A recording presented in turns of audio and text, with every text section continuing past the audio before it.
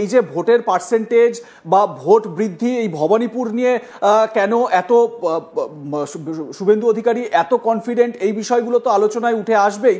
এবং কলকাতা পুরসভার মধ্যে কেন আমরা কলকাতা পুরসভা নিয়ে আলোচনা করছি তার অন্যতম কারণ হচ্ছে এই যে নির্বাচনী পর্যবেক্ষক যারা দুজন, ভূপেন্দ্র যাদব এবং বিপ্লব দেব, তাদের সঙ্গে আলোচনায় স্পেসিফিকভাবে কলকাতার প্রসঙ্গ উঠে এসেছে যে কলকাতাকে কেন্দ্র করে যদি না এগোনো যায় তাহলে সেক্ষেত্রে বিজেপি কিন্তু অনেকটা পিছিয়ে পড়ছে। এই কলকাতাকে কেন হাতে আনা যাচ্ছে না বা দখল করা যাচ্ছে না, এই বিষয়গুলোও নাকি এই দুই পর্যবেক্ষকের সঙ্গে মিটিংয়ে উঠে এসেছে। আমরা এর পরের যে আলোচনায় আসব সেটা হচ্ছে গিয়ে ওই বন্ধ ঘরে ক্লোজ ডোর এই মিটিংয়ে কি কি বিষয় আলোচনা হয়েছে সেই বিষয়ে বিস্তারিত জানার চেষ্টা করব। এবং রাজ্যের বিজেপি নেতারা তারা কি দাবি করেছেন এই দুই পর্যবেক্ষকের কাছে, মানে কেন্দ্রীয় নেতৃত্বের কাছে, সেটাও জানা খুব জরুরি। কোন কোন জায়গায় কোন কোন ওয়ার্ডে বিজেপি এগিয়ে রয়েছে 2024-এর লোকসভা ভোটের নিরিখে, এবং সেই জায়গাগুলো কিন্তু হেভিওয়েট, রাজ্যের অনেক হেভিওয়েট তৃণমূল নেতা বিধায়ক তাদের ওয়ার্ড বলে পরিচিত, এবং সেই জায়গায় তৃণমূলের পিছিয়ে পড়া কোথাও না কোথাও একটা দুশ্চিন্তার কারণ বটে। আমরা গ্রাফিক্স প্লেটের মাধ্যমে আপনাদের দেখানোর চেষ্টা করব কলকাতা পুরসভার কোন কোন জায়গায় বিজেপি এগিয়ে রয়েছে। 2024 লোকসভা ভোটের নিরিখে কলকাতার কোন কোন বুথে পিছিয়ে, কোন কোন ওয়ার্ডে পিছিয়ে তৃণমূল কংগ্রেস। 85 নম্বর ওয়ার্ডে পিছিয়ে টিএমসি, 8 নম্বর ওয়ার্ডে পিছিয়ে টিএমসি, 31 নম্বর ওয়ার্ডে পিছিয়ে রয়েছে টিএমসি, মানে বিজেপি এই জায়গাগুলোতে এগিয়ে রয়েছে। আর কোথায় 70 নম্বর ওয়ার্ড, আপনাদের কিছুক্ষণ আগেই দেখালাম 70 নম্বর ওয়ার্ড, 72 নম্বর ওয়ার্ড, এগুলো সব ভবানীপুর বিধানসভা কেন্দ্রের মধ্যে পড়ে। 70 নম্বর ওয়ার্ডে এগিয়ে বিজেপি, 72 নম্বর ওয়ার্ডে এগিয়ে বিজেপি, অর্থাৎ এই সমস্ত জায়গায় তৃণমূল কংগ্রেস পিছিয়ে। আর এটাই স্বাভাবিকভাবে চিন্তার কারণ বা মাথা ব্যথার কারণ হয়ে দাঁড়িয়েছে। 64 নম্বর ওয়ার্ডে এগিয়ে রয়েছে বিজেপি, 48 নম্বর ওয়ার্ডে এগিয়ে রয়েছে বিজেপি। এই যে ডেটাগুলো, এই ডেটাগুলোই কোথাও না কোথাও চিন্তার কারণ হয়ে দাঁড়াচ্ছে তৃণমূল কংগ্রেসের জন্য। আমি সরাসরি আবারও সুজয়ের কাছে চলে যাব। সুজয়, এই যে জায়গাগুলো, যে ওয়ার্ডগুলো আমরা দেখাচ্ছি আমাদের দর্শকদের, এই ওয়ার্ডগুলোতে কোনো জায়গায় বিধায়ক তথা তৃণমূলের অন্যতম হেভিওয়েট নেতা দেবাশিস কুমারের ওয়ার্ড বলে পরিচিত, কোথাও শশী পাঁজা রাজ্যের মন্ত্রী তার মেয়ে পূজা পাঁজার ওয়ার্ড আমরা জানি, সেই সমস্ত জায়গাগুলোতে তৃণমূল কংগ্রেস পিছিয়ে পড়েছে। এবং কেএমসির মধ্যেই এই জায়গাগুলোতে কোথাও কি এটা তৃণমূল কংগ্রেসের কাছে একটা বড় মাথা ব্যথার কারণ হয়ে দাঁড়িয়েছে 26-এর ভোটের আগে?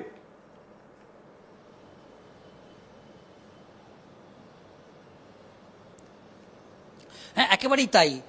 দেখো, যেটা যেটা জানা যাচ্ছে যে উত্তর কলকাতা এবং দক্ষিণ কলকাতা তুমি যেগুলো বললে, সেই ওয়ার্ডগুলোকে বলা হয়, দক্ষিণ কলকাতাটাকে বলা হয় তৃণমূল কংগ্রেসের দুর্গ। সেখানে দেবাশিস কুমারের মতো হেভিওয়েট একজন মেয়র পরিষদ এবং বিধায়ক, যদি তিনি পিছিয়ে যায়, এবং দেখো এটা লোকসভা নির্বাচন, তো লোকসভা নির্বাচন যদি সেখানে যদি পিছিয়ে পড়ে, তো সেই জায়গাটাই বিজেপি এটাকে হাতিয়ার করছে। এবং বিরোধী দলনেতা শুভেন্দু অধিকারী তার বক্তব্য যে এটা একটা মানে একটা ইঙ্গিত, এবং এই ইঙ্গিতটা তিনি একেবারে ডেটা দিয়ে বিজেপির কেন্দ্রীয় নেতৃত্বের হাতে তুলে দিয়েছে। এবং তার যেটা বক্তব্য যে শশী পাঁজার মতো রাজ্যের হেভিওয়েট ক্যাবিনেট মিনিস্টার, তার মেয়ে, এবং সেই ওয়ার্ডেও কিন্তু দেখা যাচ্ছে তৃণমূল কংগ্রেস পিছিয়ে যাচ্ছে। এবং জোড়াসাঁকো, যেটা বড়বাজার এলাকা, যে বিধানসভা কেন্দ্রে, সেখানে একটা বড় ব্যবধানে বিজেপি এগিয়ে গেছে। শ্যামপুকুর, যেটা শশী পাঁজার নিজস্ব বিধানসভা কেন্দ্র, সেখানেও কিন্তু বিজেপি এগিয়ে গেছে। আমরা যদি বলি রাসবিহারী বিধানসভা কেন্দ্র, সেখানেও আমরা দেখছি যে বিজেপি একটা ব্যাপক ভোট করেছে, তৃণমূল কংগ্রেস খুব কম ব্যবধানে। মানে এই যে ডেটাগুলো এবং লোকসভা ভোটের নিরিখে যেটা দেখা যাচ্ছে যে কলকাতাতে কিন্তু একটা বড় অংশের খাতা কিন্তু খুলছে বিজেপি। এবং তুমি যেটা বলছিলে, বিজেপির কেন্দ্রীয় নেতৃত্ব কিন্তু একটা বৈঠক করেছে, সেখানে যেটা আমরা সূত্র মারফত জানতে পারছি যে এই কেন্দ্রীয় পর্যবেক্ষকরা একটা ইঙ্গিত দিচ্ছে ইতিমধ্যেই, যে দুই কেন্দ্রীয় পর্যবেক্ষক ভূপেন্দ্র যাদব এবং বিপ্লব কুমার দেব, তারা একটা মন্তব্য করেছে এবং সেটা একেবারে শ্রমিক ভট্টাচার্য, শুভেন্দু অধিকারীদের একটা বক্তব্য তিনি দিয়েছেন, যে বক্তব্যটা অত্যন্ত তাৎপর্যপূর্ণ, যে কলকাতাটা হচ্ছে পশ্চিমবঙ্গের রাজধানী। হ্যাঁ। এবং কলকাতাতে যদি বিজেপির সংগঠন এত দুর্বল হয় তাহলে তো ভোটে জেতা 2026-এ সেটা তো খুব শক্ত ব্যাপার। এবং তিনি বলেছেন যে দক্ষিণ কলকাতার জেলাটা, যেটা হচ্ছে তৃণমূল কংগ্রেসের মন্ত্রিসভার, বলা যেতে পারে ক্যাবিনেট যে ক্যাবিনেট আছে মমতা ব্যানার্জির, সেটা দক্ষিণ কলকাতা কেন্দ্রিক। সেহেতু দক্ষিণ কলকাতার সংগঠনকে কিভাবে বাড়াতে হবে সেটাও যেরকম নজর দিতে বলেছে, সেরকম তারা বারবার বলেছে যে পশ্চিমবঙ্গটা হচ্ছে, পশ্চিমবঙ্গের মধ্যে কলকাতাটা হচ্ছে রাজধানী, সেখানে তৃণমূল কংগ্রেসের যে সংগঠন এতটা শক্তিশালী, সেখানেই বিজেপির এই হাল, মানে সংগঠনের এই হাল। তো সেক্ষেত্রে সেই বিষয়টাও কিন্তু একটা নজর দেওয়ার কথা বলেছে, যে কারণ বেশিরভাগ এই জায়গাগুলোর বিধানসভাগুলো দেখা যাচ্ছে তৃণমূল কংগ্রেসের দখলে, সেই দিকটাও কিন্তু বিজেপির কেন্দ্রীয় নেতৃত্ব নজর দিতে বলেছেন। একদমই। এবং এই জায়গা থেকে সুজয়, যেটা জানতে পারা যাচ্ছে যে কলকাতা কেন্দ্রিক যদি এই জায়গাটায় নজর না দেওয়া যায় তাহলে বিজেপি অনেকটা পিছিয়ে পড়বে। প্রশ্ন হচ্ছে যে কোথাও কি বঙ্গ বিজেপি নেতাদের তরফ থেকে এই প্রশ্ন তোলা হচ্ছে? শোনা যাচ্ছে যে শুভেন্দু অধিকারী, সুকান্ত মজুমদাররা তারা নাকি এই প্রশ্নটাও তুলেছেন যে কলকাতার ক্ষেত্রে, স্পেসিফিকভাবে কলকাতার ক্ষেত্রে বা রাজ্যের অন্যান্য জায়গার ক্ষেত্রেও দিল্লির থেকে বেশি নজরদারি করা হয় বা দিল্লির হস্তক্ষেপ বেশি থাকে।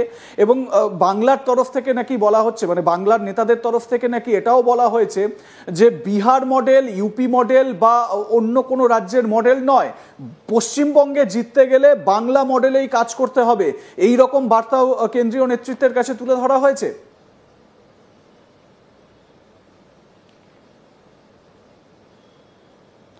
একেবারেই তাই। দেখো, এখনো পর্যন্ত যদি আমরা দেখি 2019-এর পর থেকে, বিশেষ করে আমরা যদি দেখি 2021-এর যে বিধানসভা নির্বাচন হয়েছিল, প্রার্থী তালিকা থেকে প্রচার সমস্ত কিছু কন্ট্রোল বিজেপির কেন্দ্রীয় নেতৃত্ব নিয়ে নিয়েছিল। প্রাক্তন রাজ্য সভাপতি দিলীপ ঘোষ সভাপতি থাকলেও তার কিন্তু কোনো পাওয়ার ছিল না পুরোপুরি, যেহেতু বিজেপির কেন্দ্রীয় নেতৃত্ব বা বিজেপি যেটা দাবি করে যে বিজেপি একটা সর্বভারতীয় দল।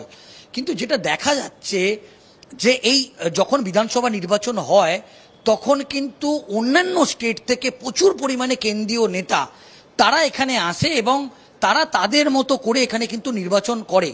সেক্ষেত্রে পশ্চিমবঙ্গের যারা নেতা থাকে তাদেরকে ঠিক অতটা গুরুত্ব পায় না, এবং সেক্ষেত্রে বাইরের যে নেতারা তারা পশ্চিমবঙ্গের ভৌগোলিক অবস্থান বা রাজনৈতিক ইকুয়েশন কিন্তু সেইভাবে বুঝতে পারে না।